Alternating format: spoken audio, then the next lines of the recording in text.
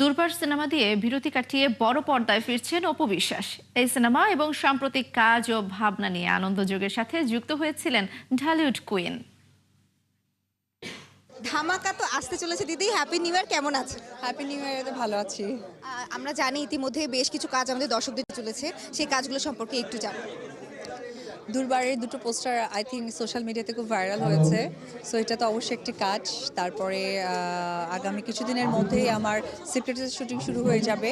আসলে দুটো সিনেমাকে দুটো ফেস্টিভের জন্যই আমি তৈরি করতে চাচ্ছি, বাট দেখা যাক, কারণ কাজের প্রস্তুতি শেষ হওয়া এবং রিলিজের জন্য যে প্রস্তুতিটা দরকার, এটা যদি ইনশাল্লাহ প্রপার হয়ে যায় তাহলে হয়তো বা হোপফুলি টাইমলি চলে আসবে। এই যে দুর্বার যে লুকটা ছিল দুর্দান্ত, এই দীর্ঘ ব্রেক নিয়ে এরকম লুক দর্শকরা কিভাবে গ্রহণ করছে, মানে তাদের কমেন্টসগুলো কেমন লাগছে পড়তে? খুবই ভালো সাড়া পাচ্ছি, আর লুকটা দেখে তো সবাই ভালো বলছে। তবে সিনেমাটার এইটুকু বলবো যে আমি আমি একদম নতুনভাবে এখানে প্রেজেন্ট হওয়া, একদমই নতুনভাবে, মানে আমি যেটা বলেছিলাম এর আগে কখনো অপু বিশ্বাসকে এইভাবে দর্শক দেখেনি বা অভ্যস্তও না। অপু বিশ্বাসের একটা কমন প্রশ্ন, মানে সবার একটা থাকে দর্শকদের, যে অপু বিশ্বাসকে কবে আবার শাকিব খানের সাথে দেখা যাবে। আমরা জানি ইতিমধ্যে বিভিন্ন নায়ক ইন্ডাস্ট্রিতে কাজ করছে।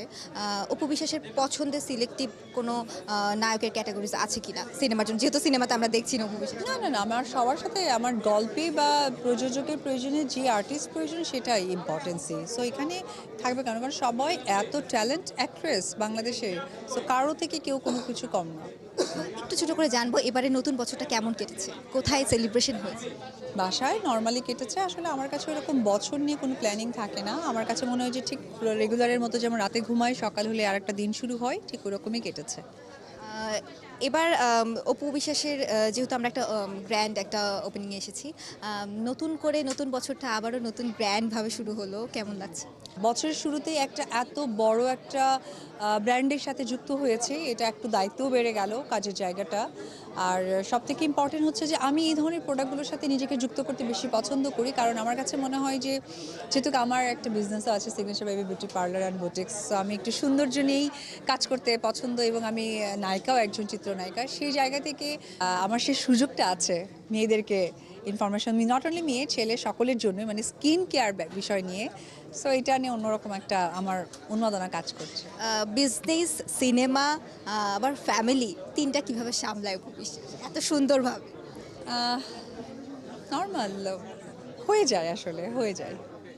সবশেষে আমার দর্শকদের উদ্দেশ্যে নতুন বছর উপলক্ষে হ্যাপি নিউ ইয়ার। ৭১ টিভিকে বরাবরই শিল্পীদেরকে খুব সুন্দর করে প্রেজেন্ট করে, আর অপু বিশ্বাসকে তো আরও অনেক সুন্দর করে প্রেজেন্ট করে, কারণ আমি জানি না এটা কেন, হয়তো বা এটা ভালোবাসা থেকে। আর নতুন বছরে আমার যারা ভক্ত দর্শক যারা আছেন এবং ৭১-এর যে কলা কৌশলে আছেন, আপনাদের সবাইকে আমার পক্ষ থেকেও আপনাদের নতুন বছরের শুভেচ্ছা। সুন্দর কাটুক এই বছর, এবং সুন্দর সুন্দর পরিকল্পনার মধ্য দিয়েই যেন আমরা এগিয়ে নিয়ে যেতে পারি।